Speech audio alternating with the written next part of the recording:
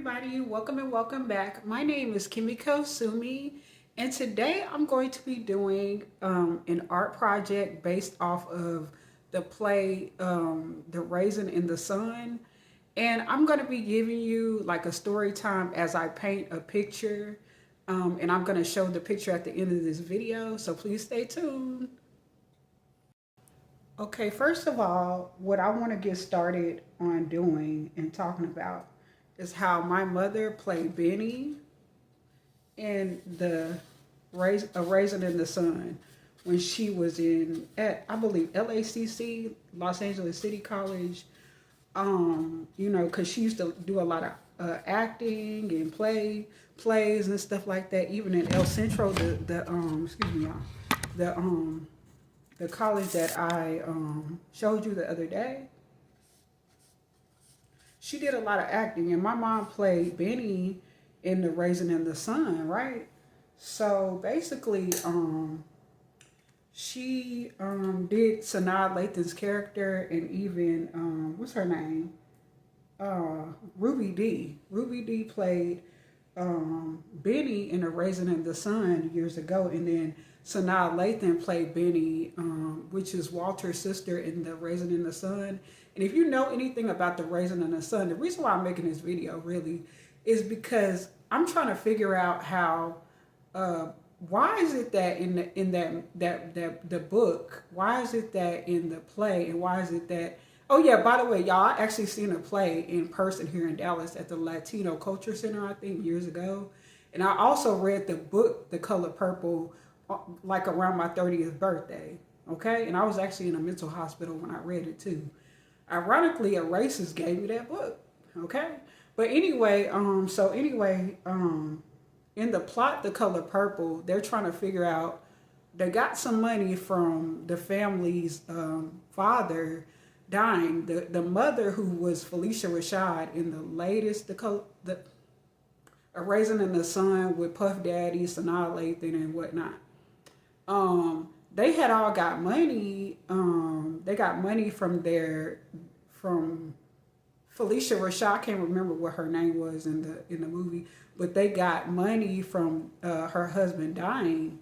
Okay, and so basically they was trying to figure out throughout the whole book, play, and movie how they were going to spend their money. So eventually, Felicia Rashad decided to spend the money on, I believe, on a house in the white suburbs, okay? And basically, from my understanding, because I haven't really watched it, I'm just really trying to give it's a point that I'm trying to make, y'all, and stick with me because I do have paranoid schizophrenia. That's why I was in the mental hospital when I read that book at 30 years old. But anyway, they had money. They got money from their father's insurance or something like that. And then Felicia Rashad decided to get a house in a white neighborhood. And when she bought the house, she finally bought the house, and they kept trying to get her to not. Well, the white people, they had like the dude from Full House, what's his name, Uncle Jesse or whatever. He played the man that was trying to convince their family to not move into a white neighborhood because they didn't want black people there. And it was set in like the 30s or 40s or 50s, y'all. So it was really a lot of racial tension there, and they wanted to move in a white neighborhood. But, of course, white people, especially then, didn't want that, and they still don't today. Okay, but there's a point I want to make, and I'll be right back, okay? I'll be right back. Okay, so basically, y'all, I have gotten the basis of this painting finished for right now, and I'm going to keep trying to paint as I talk, okay? Because my mind is kind of, all over the place anyway because I have paranoid schizophrenia. But I will talk about how we had, actually, even though my mama played Benny in A Raisin in the Sun at LACC, we actually had a situation like The Raisin in the Sun where we had moved when I was like 13, and this is when my mama was well into living in, because she moved back to Dallas with my sister and my brother while she was pregnant with my brother. And this is fast forward to when I was 13. I was born, and then I was like 13 years old. We had these neighbors. We moved where, basically, white people, live, right? So we thought it was all nice. It was such a beautiful like condo and whatnot. We were so happy about it. But you know what? That happiness was short lived because we kept getting harassed and harassed and harassed and harassed by we just kept getting harassed. We kept getting harassed by the neighbors. At one point they came in our house while we weren't there, and they walked through our house and to monitor, our home and say that there was a smell, so they was able to walk through our home, when it turned out to be that it was actually a meth addict that had that smell in their house, and it wasn't us, because my mama always kept our house clean. Now, I wasn't as tidy as I am now back then, but my mama would generally clean up after me, my brother, and my sister. So it was a nice house, and my mama is very skilled. Like, she can do a lot of tasks at one time. So my mama, she's just like Barbie. She's a black Barbie doll. And I don't want y'all to take this the wrong way, like I'm being mean or, like prejudiced towards white people, because I'm really not. Because I wasn't raised to really be that way anyway, y'all. I really wasn't. But I'm going to keep it real in this video. They didn't want us in their around them, and they were coming inside of our house while we weren't there. They was congregating around our windows, looking in our windows and stuff like that. And one time I even confronted them. But basically, you know what?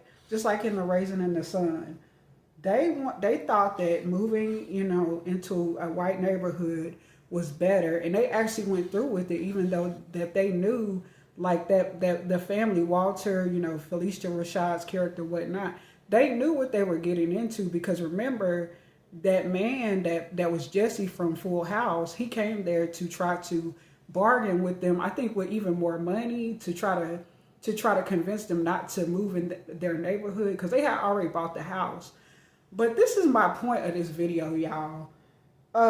Black people moving in their neighborhoods and stuff like that, because for some reason black people think that that's a flex to live around people who do not want you in their neighborhood. Okay, you think you live in you think that you're leaving the hood to be treated better and to have less crime and less pressure and less stress. You're going to be paying out your ass to be harassed. Okay, people can get mad at me all I want, but I'm making a point, and it's the motherfucking truth. Basically, you think that other people's ice is colder. It's really not, okay? And I'm really not trying to make this into a racial issue, but people, black people, you need to get a grip. Learn to recreate like Black Wall Street and stuff like that. Learn to be, content or happy in your own community. Build your own community, okay? Let's keep our money with our own community and build it back up, okay? Not saying that you have to dismiss other races, but they clearly don't want us in their space. So we need to accept ourselves and stop, thinking that the grass is greener on the other side when we can make ours green, okay? Why can't we come together and stick together and want to be in our own communities, kind of like Baldwin Hills? Now, I will say Baldwin Hills in Los Angeles, that's good. That's a upper echelon black neighborhood. Why can't we make a lot of upper echelon black neighborhoods? That's all I'm saying right now. But I'll be right back. I'm going to come back with the finishing results, okay? I'll be right back. Now it's time for the big reveal. I hope my people don't get offended, but this is what I created, okay? This right here. Okay, I'll stand back. That. Okay, so I hope you like this video. I hope you like, comment, subscribe, share my video, hit the notification bell if you like. And I will see y'all in another video. My lotus flowers are for my upcoming lotus flowers. Welcome to my channel, and I will see you in another one. Peace. I'm out. Bye-bye.